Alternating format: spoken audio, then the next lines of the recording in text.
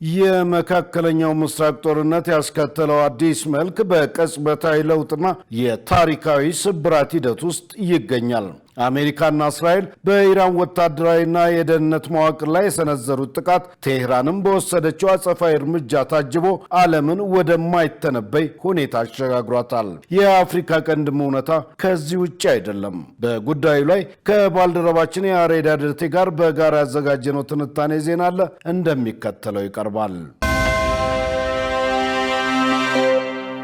የመካከለኛው ምስራቅ የዓለም አቀፍ ጉዳዮች ምክር ቤት ስራ አስፈጻሚ ካሊድ አልጃበር እንደሚሉት ኢራን ለድርድር የሚቀርቡ ሀገራትን ጭምር ኢላማ ማድረጓ ሀገራቱ ወደ አዲስ ወታደራዊ ግንባታ እንዲያመሩ አስገድዷቸዋል። ከዓለም አቀፍ ጂኦፖለቲካ አንጻር ሲታይ አሜሪካ ትኩረቷን ከፓስፊክ ቀጠና ወደ መካከለኛው ምስራቅ በድጋሚ ማዞሯ ለቻይናና ለሩሲያ አዲስ የስትራቴጂ ዕድል ፈጥሯል።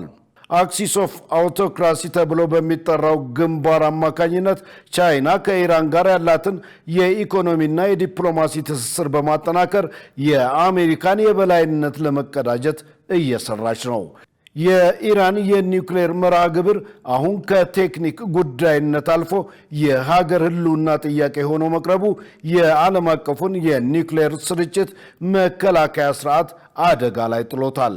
መካከለኛው ምስራቅ አሮጌው ስርዓት እየፈራረሰበትና አዲስ የተበታተነ ነገር ግን ሁለገብ የሆነ የኃይል ሚዛን እየተገነባበት ያለ ቀጣና እየሆነ መምጣቱን ነው ተንታኞች የሚያነሱት።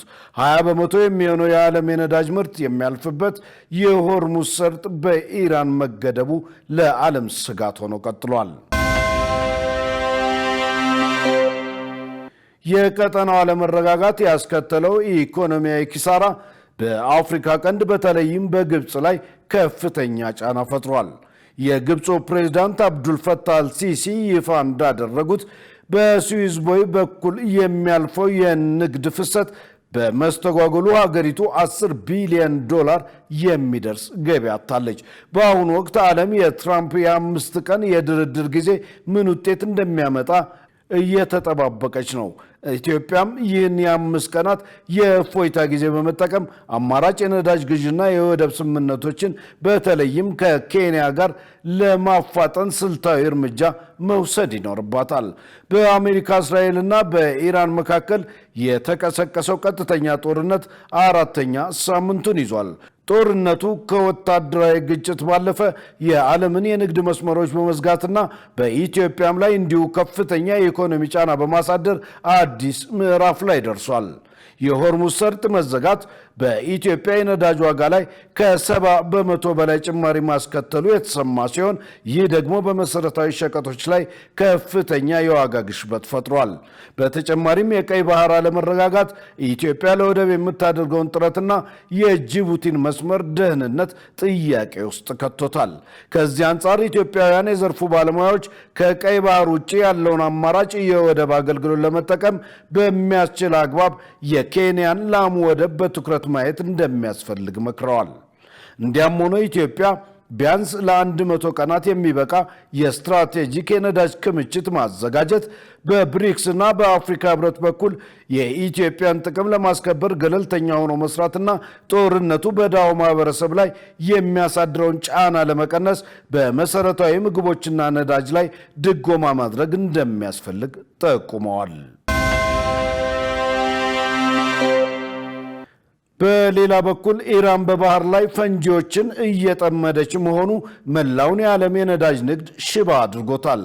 የባብ አልመንደብ ሰርጥ ቀይ ባህርንና የህንድ ውቅያኖስን የሚያገናኘው መስመር እንደመሆኑ በሁቲዎች ጥቃት ምክንያት ከፍተኛ ስጋት ላይ መውደቁና አብዛኞቹ መርከቦች በአፍሪካ ኬፕ ኦፍ ጉድ ሆፕ ለመዞር በመገደዳቸው የትራንስፖርት ዋጋ እጅግ ንሯል። እስራኤል የስዊዝ ቦይን ለመተካት የምታስበው አዲስ መስመር ማለትም የቤንጎሪዮን ቦይ በጦርነቱ መሃል እንደ ስልታዊ አማራጭ እየተነሳ ቢሆንም በከፍተኛ ወጪና በጸጥታ ስጋት ምክንያት በአጭር ጊዜ ውስጥ የሚሳካ አይደለም።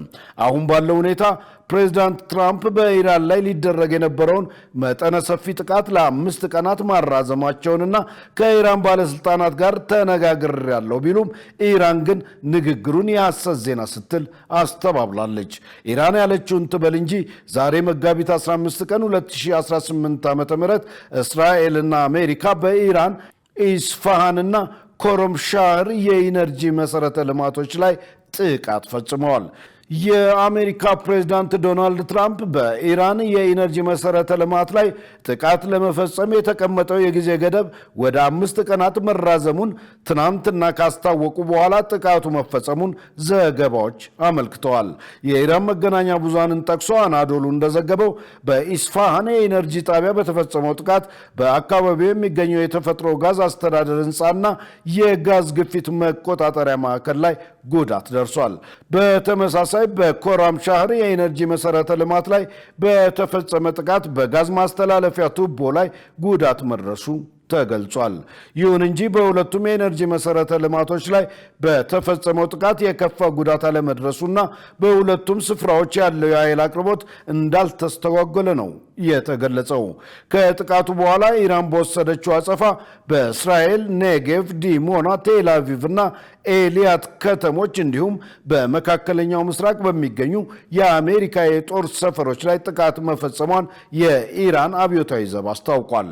ምሽት ላይ ኢራን በቴል አቪቭ በፈጸመችው ጥቃት በመኖሪያ ህንፃዎች ላይ ከፍተኛ ጉዳት ሲደርስ 6 ሰዎች ደግሞ ጉዳት እንደደረሰባቸው የእስራኤል ጤና ሚኒስቴር አስታውቋል። በታላቅ ጽናት ጸቡን እያካረረች የምትገኘው ኢራን በወገኗ ከትናንት ሌሊት ጀምሮ እስካሁንም ድረስ አዳዲስ ሚሳኤሎችን ወደ ቴል አቪቭ ማዝነቧን አልተወችም። ምን ተሻለ ታዲያ? ቻይና አፋጣኝ የተኩስ አቁም ሲስፋየር እንዲደረግ እየወተወተች ነው። እንደ ሳዑዲ አረቢያና ኤምሬትስ ያሉ የባህረ ሰላጤው ሀገራት በሁለቱ ወገኖች መካከል ድርድር እንዲጀመር በድብቅ ጥረት እያደረጉ ነው። ምክንያቱም ጦርነቱ የእነርሱም የነዳጅ ማምረቻዎች አደጋ ላይ ጥሏል።